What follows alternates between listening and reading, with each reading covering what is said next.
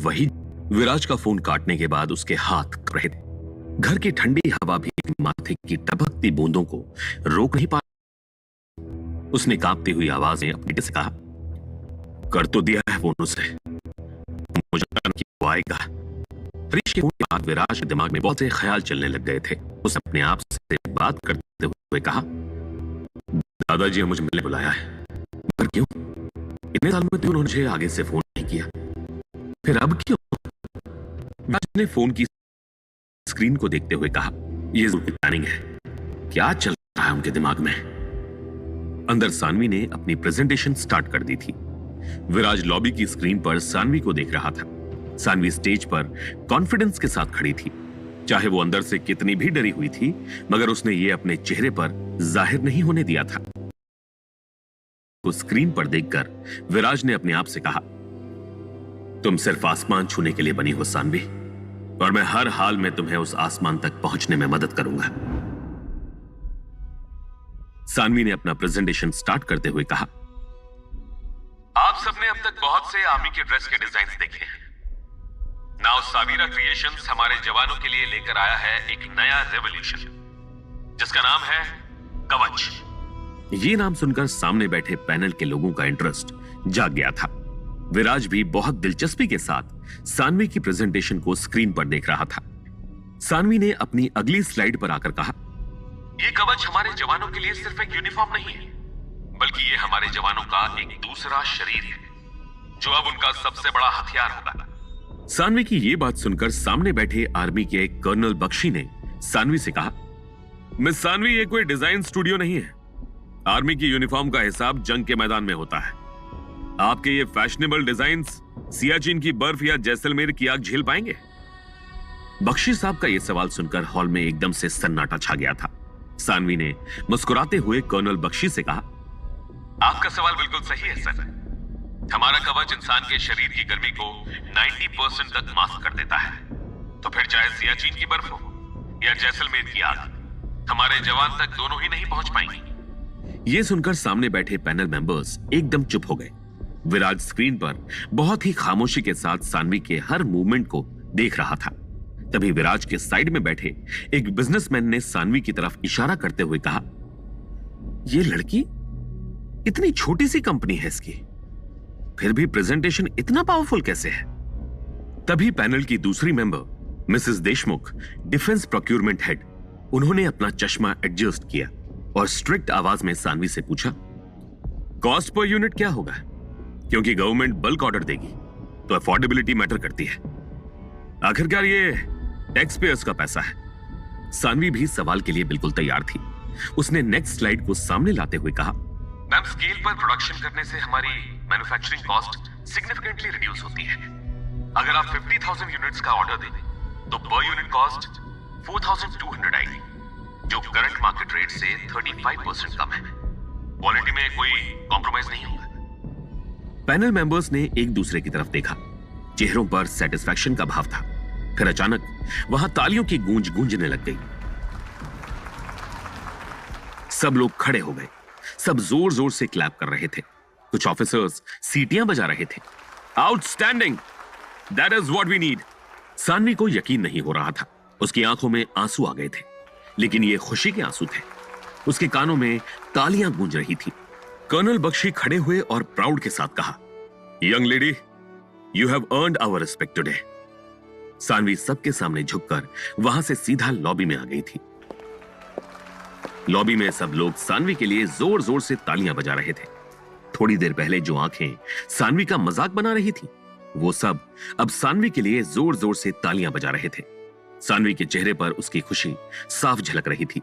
जैसे ही सानवी की नजर विराज से मिली, वो दौड़कर उसके पास गई और बोली, विराज, विराज, तुमने देखा क्या हुआ? मैंने कर दिखाया। सच में मैंने साबित कर दिया। सब लोग खड़े होकर ताली बजा रहे थे। कर्नल ने सल्यूट किया मुझे। सल्यूट। विराज, मुझे यकीन नहीं हो रहा है। विराज ने सानवी के कंधों पर हाथ रखा और कहा, सानवी, मैंने तुमसे पहले दिन ही कहा था, तुम आम नहीं हो। तुम में वो है जो करोड़ों लोगों में एक में होता है। सपने देखना तो बहुत लोग सीख जाते हैं, पर उन्हें अपने खून पसीने से सच करना, ये तुम जैसी लड़कियां करती हैं। आज तुमने दुनिया को दिखा दिया कि सानवी किस मिट्टी की बनी है। विराज की बात सुनकर सानवी के चेहरे पर शर्म आ गई, पर अचानक उसकी खुशी चिंता में बदल गई। उसने विराज से कहा, तुम्हें नहीं लगता सब कुछ बहुत अजीब है? मेरा मतलब कुछ बहुत ज्यादा अजीब। यह सुनकर विराज का चेहरा सख्त हो गया। उसकी आंखों में एक अलग ही गहराई आ गई। वो कुछ बोलने ही वाला था कि एक बहुत इज्जत भरी आवाज आई, हेलो मिस सानवी। दोनों ने पलट कर देखा तो सामने एक स्मार्ट प्रोफेशनल महिला माया खड़ी थी। उसने सानवी के सामने अपना हाथ आगे करते हुए कहा, हाय सानवी, आई माया, मिस्टर अरमान सेक्रेटरी। लेकिन जैसे ही माया की नजर विराज पर पड़ी, एक सेकंड के लिए उसकी सांस रुक गई और आंखें फैल गई। उसने विराज को देखते हुए अपने आप से कहा, ये तो वही आदमी है जो अभी ऑफिस में अरमान के साथ।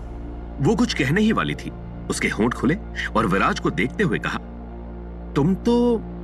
विराज ने तुरंत लाइटनिंग स्पीड से आगे बढ़कर हाथ बढ़ाते हुए कहा, hello ma'am, myself Viraj, Saanvi's husband. Viraj की आवाज में अथॉरिटी थी।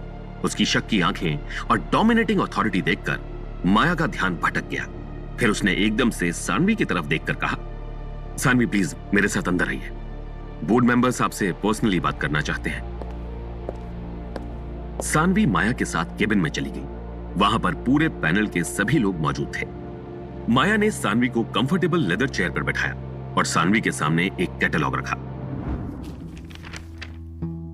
तभी बोर्ड का senior most member specs adjust करते हुए आगे झुका और बोला, सानवी बेटा, आपका प्रेजेंटेशन आउटस्टैंडिंग था, एक्सेप्शनल।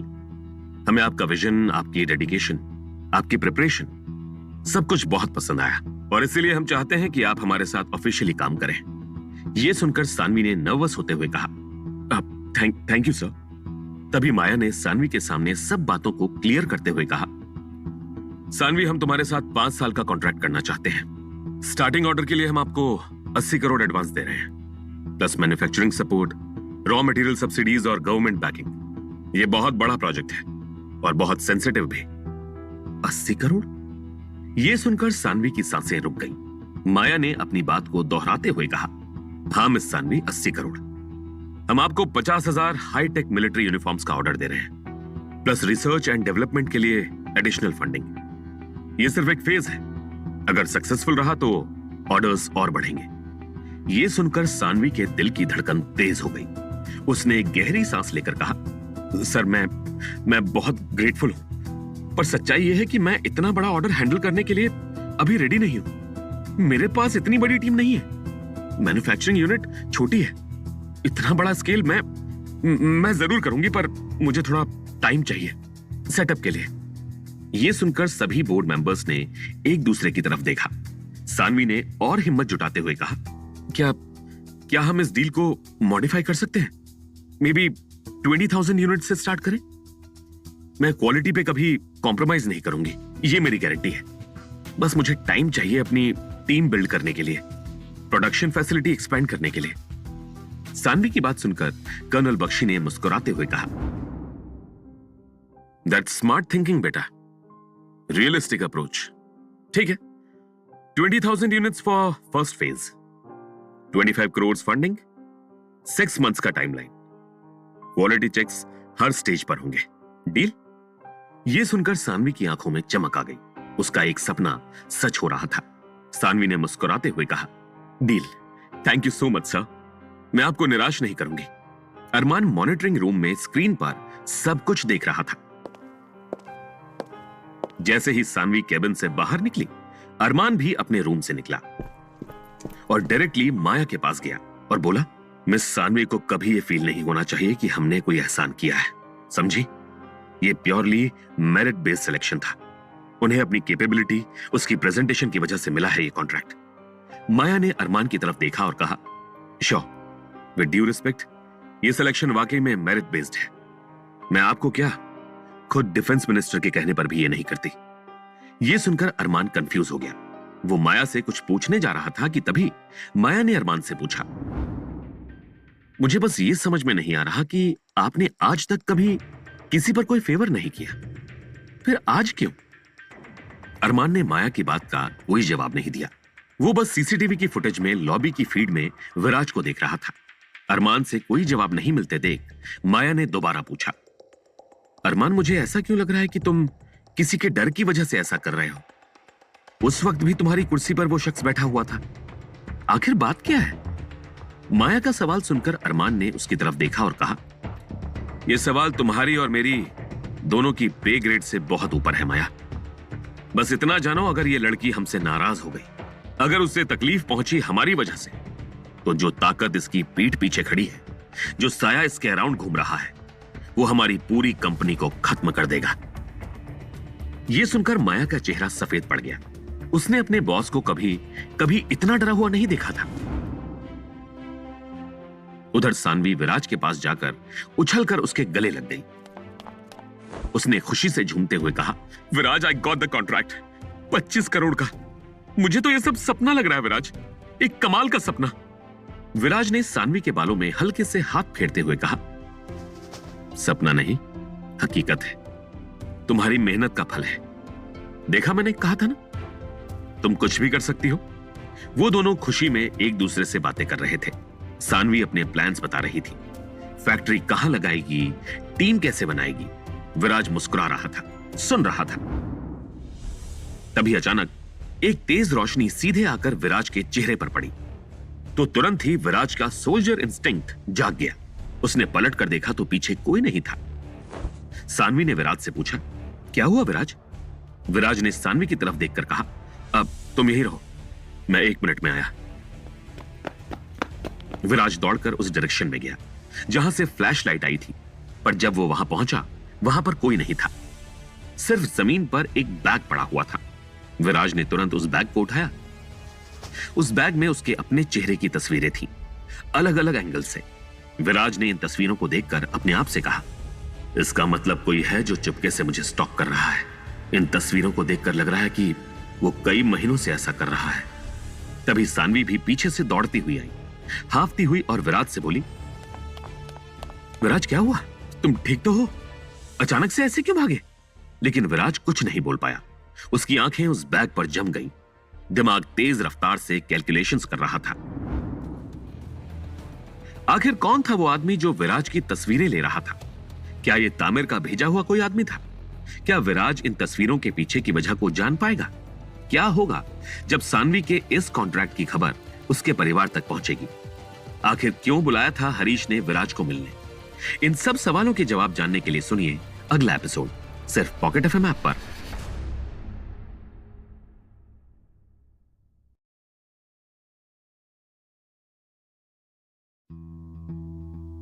विराज के सामने अब कोई नई परेशानी खड़ी हो गई थी। उस बैग के अंदर अब नमस्ते, सत श्री अकाल, पेरी बोना, केम छो। एक खुशखबरी है, मेरा आईएलटीएस क्लियर हो गया। Why is nothing stable in this world? College में सिलेबस बदलता रहता है। मार्क्स देने में प्रोफेसर का मूड। सोचा था ऑस्ट्रेलिया जाके मास्टर्स करूंगा, पर स्टूडेंट वीजा की रिक्वायरमेंट ही बदल जाती है। और अभी पता चला कि मेरे इंग्लिश टेस्ट का रिक्वायर्ड स्कोर ही बदल गया है। इतने सारे चेंजेस, मतलब जीरो से स्टार्टिंग से प्रिपरेशन कैसे करूंगा? ब्रो, लाइफ में चीजें तो बदलती रहती है, but there is one thing that never changes, IELTS, the most trusted and recognized test. तेरी लाइफ बदलेगी पर ये टेस्ट नहीं। आईएलटीएस जिंदगी बदलेगी, टेस्ट नहीं। अपनी तस्वीर को देखकर उसके मन में बहुत से सवाल चल रहे थे। विराज ने इन तस्वीरों को देखते हुए अपने आप से कहा, आखिर करना क्या चाह रहा था ये आदमी? सानवी विराज के पास आकर लगातार उससे सवाल पूछ रही थी, मगर विराज को कुछ भी सुनाई नहीं दे रहा था। तभी सानवी ने विराज को जोर से झकझोरते हुए कहा, विराज क्या हुआ? तुम कुछ बोल क्यों नहीं रहे हो? और ये किसका बैग हाथ में लेकर खड़े हो? सानवी की आवाज से विराज का ध्यान टूट गया। विराज ने सानवी को देखकर कहा, अब अरे कुछ नहीं, मुझे लगा यहां मैंने किसी को देखा था, इसीलिए मैं यहां आ गया। तभी मुझे बैग यहां पड़ा हुआ मिला, शायद कोई छोड़ गया होगा। सानवी ने शक भरी नजरों से विराज को देखा, लेकिन उसके चेहरे पर छाई घबराहट को देखकर उसने ज्यादा सवाल करना ठीक नहीं समझा। उसने विराज का हाथ पकड़ते हुए कहा, अभी ये बैग छोड़ो, अभी हमें यहां से निकलना चाहिए। घर पे मां भी इंतजार कर रही है। और मुझे कल सुबह से ही आगे की तैयारी भी करनी है। सानवी गाड़ी की तरफ चली गई। विराज ने तुरंत सारी फोटोज को अपनी जेब में रखा और उस बैग को वहीं फेंक दिया। सानवी को इंडियन डिफेंस इंडस्ट्री का कॉन्ट्रैक्ट मिलने की खबर पूरे शहर में फैल गई थी। रुक्मणी अपने कमरे में बैठी हुई माला जप रही थी। तभी उनका फोन बजा। स्क्रीन पर एक अनजान नंबर चमक रहा था। रुक्मणी ने फोन उठाते हुए कहा, हेलो, कौन बोल रहा है? फोन के दूसरी तरफ से एक ठंडी सधी हुई औरत की आवाज आई। रुक्मणी देवी? या आप सिर्फ रुक्मणी का हो? आखिरकार जिंदगी में कुछ बड़ा तो तुम कर नहीं पाई। ये सुनते ही रुक्मणी के तन बदन में आग लग गई। उसने गुस्से से चिल्लाते हुए कहा, कौन हो तुम और इतनी हिम्मत कैसे हुई मुझसे इस टोन में बात करने की? तभी वो औरत फोन पर हंसते हुए बोली, हिम्मत की बात मत कीजिए रुक्मणी देवी। हिम्मत तो आपकी पोती सानवी ने दिखाई है। इंडियन डिफेंस का इतना बड़ा प्रोजेक्ट हासिल कर लिया है और आप वहां अपने घर में हाथ पे हाथ धर के बैठी हुई हैं। ये खबर एक अजनबी के मुंह से सुनना रुक्मणी के लिए तमाचे से कम नहीं था। उसने हकलाते हुए कहा, कौन हो तुम? क्या चाहती हो? रुक्मणी की बात सुनकर उस औरत ने एकदम मीठी आवाज में कहा, मैं कौन हूं ये जानना आपके लिए जरूरी नहीं है। बस इतना जान लो कि मेरे पास वो रास्ता है जिससे तुम तुम्हारी पोती की कंपनी को जड़ से उखाड़ सकती हो। ये सुनकर रुक्मणी की आंखों में लालच आ गया। क्या ऐसा सच में हो सकता है? मगर कैसे? रुक्मणी की धड़कनें तेज हो गईं। उसके मन में जीतने की उम्मीद जग गई थी। उसने कहा, क्या क्या क्या करना होगा मुझे? अरे इतनी जल्दी क्या है, अभी तो बर्बादी की दास्तां शुरू हुई है। फोन रखिए और सोचिए, क्या आप अपनी विरासत को एक अजनबी लड़के और उसकी घमंडी बीवी सानवी के हाथों में देखना चाहती हैं या उसे वापस हासिल करना चाहती हैं? सोचिए, मुझे इसी नंबर पर फोन कीजिएगा। फोन कट गया था। हड़पना, वापस हासिल करना, ये शब्द उनके कानों में गूंज रहे थे। रुक्मणी अभी सोफे पर बैठकर उस फोन कॉल के बारे में सोच ही रही थी कि तभी घर का दरवाजा जोर से खुला और काव्या तूफान की तरह अंदर दाखिल हुई।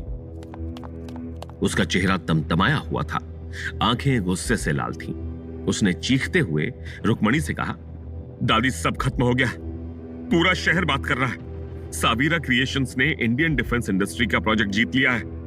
वो मुफट सानवी, वो जीत गई दादी, और हम हार गए।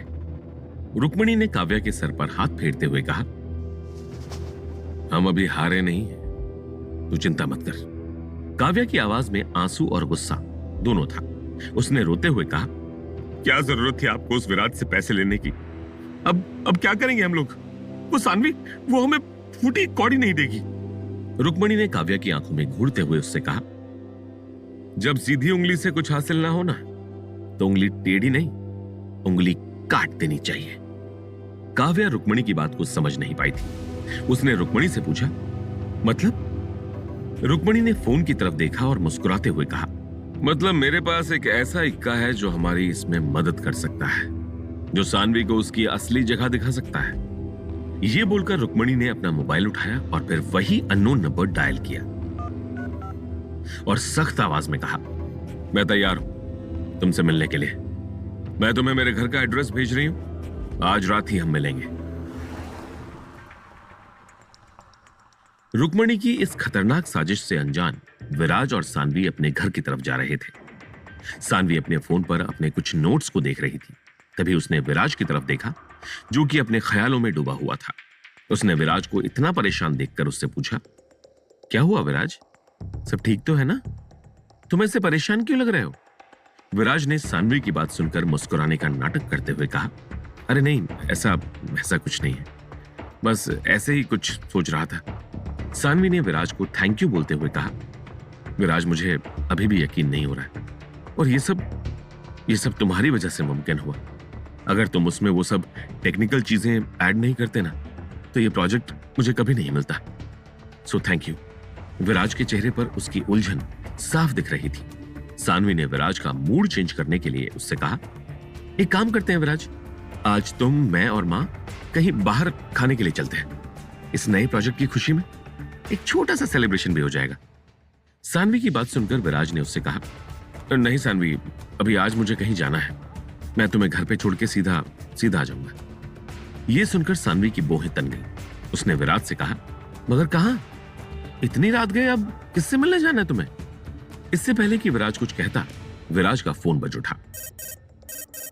स्क्रीन पर हरीश का नाम देखकर सानवी शॉक्ड हो गई। उसने विराज से कहा, तुम्हारे दादाजी तुम्हें क्यों फोन कर रहे हैं? ऐसा क्या काम पड़ गया उनको तुमसे? विराज को मालूम था कि सानवी बिना खाल की बाल किए नहीं रहेगी, इसीलिए उसने सानवी को सच बताते हुए कहा, दादाजी ने मुझे आज कॉल किया था, उन्होंने मुझे मिलने के लिए बुलाया है। सानवी को हरीश के नाम से ही नफरत थी। विराज के वहां जाने के ख्याल ने उसकी बेचैनी को बढ़ा दिया था। उसने विराज से एकदम सख्त अंदाज में कहा, अब समझे, इसीलिए तुम्हारा मूड खराब है, तुम वहां नहीं जाओगे, चुपचाप घर चलो। सानवी की बात सुनकर विराज ने उसको समझाते हुए कहा, अरे तुम चिंता मत करो सानवी, मैं बस थोड़ी देर में वहां से वापस आ जाऊंगा। मैं बस ये जानना चाहता हूं कि आखिर दादाजी को ऐसी क्या जरूरत पड़ी है कि उन्हें मुझे याद करना पड़ गया। सानवी को समझ में आ गया था कि विराज उसकी बात नहीं मानने वाला था। उसने विराज की आंखों में देखकर कहा, ठीक है, तो फिर हम दोनों वहां पर चलेंगे। तुम वहां अकेले नहीं जाओगे। इतने सालों से जब तुम यहां पर नहीं थे तो मैंने तुम्हारे परिवार वालों का वो रंग देखा है जिससे तुम अभी तक अनजान हो। विराज ने एक पल के लिए सानवी की आंखों में देखा। उसे विराज की परवाह थी, उसका डर साफ दिख रहा था। विराज अपने साथ सानवी को लेकर कोई भी रिस्क नहीं ले सकता था। उसने सानवी की तरफ देखकर कहा, मैं तुम्हारे साथ रिस्क नहीं लूंगा। अगर तुम नहीं चाहती कि मैं वहां जाऊं तो मैं वहां नहीं जाऊंगा। सानवी खामोशी से विराज को देखती रह गई। विराज की आंखों में वो अपने लिए प्यार साफ देख पा रही थी। रात के धुप अंधेरे में विराज की गाड़ी अपने घर की तरफ बढ़ती जा रही थी, लेकिन रुक्मणी के घर में एक नया तूफान अपना डेरा डाल चुका था। रुक्मणी और काव्या अपने घर के बाहर खड़ी थी। तभी एक काली गाड़ी उनके सामने आकर रुकी। गाड़ी को देखकर काव्या ने रुक्मणी से कहा, आखिर किसको बुलाया है आपने दादी? रुक्मणी ने अपने कदम आगे बढ़ाते हुए कहा, सानवी और विराज की बर्बादी को। गाड़ी से एक ड्राइवर नीचे उतरा और उसने पीछे का दरवाजा खोला। गाड़ी से एक औरत बाहर निकली जो कि सर से पांव तक सिर्फ ब्रांडेड कपड़ों से लदी हुई थी। उस औरत का चेहरा देखते ही काव्या ने कांपती हुई आवाज में कहा, समीरा वाधवा, आप यहां? समीरा ने मुस्कुराते हुए एक गहरी सांस ली और कहा, मुंबई की हवा, इस हवा की बात ही कुछ और है। इसमें बदले की महक हमेशा ताजा रहती है। काव्या का चेहरा सफेद पड़ गया था। वो समीरा को ऐसे घूरे जा रही थी जैसे उसने कोई भूत देख लिया हो। रुक्मणी ने समीरा से हाथ मिलाते हुए कहा, मुझे उम्मीद है तुम हमारी इस परेशानी में हमारी मदद करोगी। यह सुनकर समीरा ने रुक्मणी की आंखों में देखा और एकदम खतरनाक आवाज में कहा, जब भी बात सानवी को बर्बाद करने की होगी, समीरा वाधवा सबसे आगे खड़ी होगी और इस बार उसे ना सिर्फ हराऊंगी बल्कि उसकी हर खुशी को छीन लूंगी। समीरा काव्या और रुक्मणी के साथ घर के अंदर चली गई। समीरा ने अपना शातिर प्लान उन दोनों को बताना शुरू कर दिया। जैसे जैसे समीरा बोल रही थी, रुक्मणी के चेहरे पर एक शैतानी खुशी छा रही थी। इसी बीच समीरा ने चुपके से अपना फोन निकाला और एक मैसेज भेज दिया, प्लान ए एक्टिवेटेड, सब अपनी जगह तैयार है, राजा के हुक्म का इंतजार है। मुंबई से बहुत दूर एक बहुत ऊंचे बिजनेस टावर की टॉप फ्लोर पर एक बहुत बड़ा कैबिन था जिसकी लेदर सीट पर तामिर बैठा हुआ था। उसके सामने 3 सूट बूट पहने हुए आदमी बैठे हुए थे। तभी तामिर का सबसे खास आदमी वहां आया और उसको समीरा का मैसेज दिखाया। मैसेज पढ़ते ही तामिर की मुस्कान और गहरी हो गई। उसने धीमी आवाज में कहा, तो मतलब समीरा ने अपना काम शुरू कर दिया है। ग्रेट, इस पे नजर रखना, कहीं कोई गड़बड़ ना कर दे। यह बोलकर तामिर अपनी कुर्सी से उठा और टेरेस के किनारे पर चला गया। नीचे रास्ते पर हजारों गाड़ियां चींटियों की तरह रेंग रही थीं। तामिर ने फिर अपने साथ बैठे लोगों से कहा, मिशन स्टार्ट हो गया है, आप सब भी अपनी तैयारियां कर लें। फिर तामिर ने अपने खास आदमी की तरफ देखकर कहा, सांप को खबर पहुंचा दो, खजाना ढूंढने का वक्त आ गया है। यह बोलकर तामिर ने एक सिगार जलाई और शीशे से बाहर चमकते हुए शहर को देखते हुए कहा, अब सालों बाद फिर से वही खेल शुरू होने जा रहा है विराज। उस वक्त भी मैं जीता था और आज भी मैं जीतूंगा। अब आगे क्या होने वाला था? आखिर तामिर किस सांप की बात कर रहा था और वो कौन सा खजाना है जिसे वो ढूंढना चाहता था? आखिर क्या मास्टर प्लान है तामिर का विराज के लिए? क्या तामिर और विराज पहले भी मिल चुके हैं? क्या विराज तामिर को जानता है? क्या समीरा तामिर के इस खेल का सबसे बड़ा प्यादा है या फिर तामिर कोई अलग ही खेल खेल रहा है? इन सब सवालों के जवाब जानने के लिए सुनिए अगला एपिसोड सिर्फ पॉकेट एफएम ऐप पर।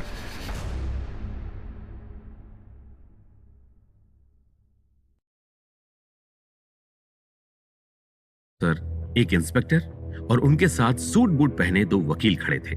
पुलिस इंस्पेक्टर ने आगे बढ़ते हुए विराज को सिर से पैर तक घूरा, फिर एकदम सीरियस आवाज में कहा,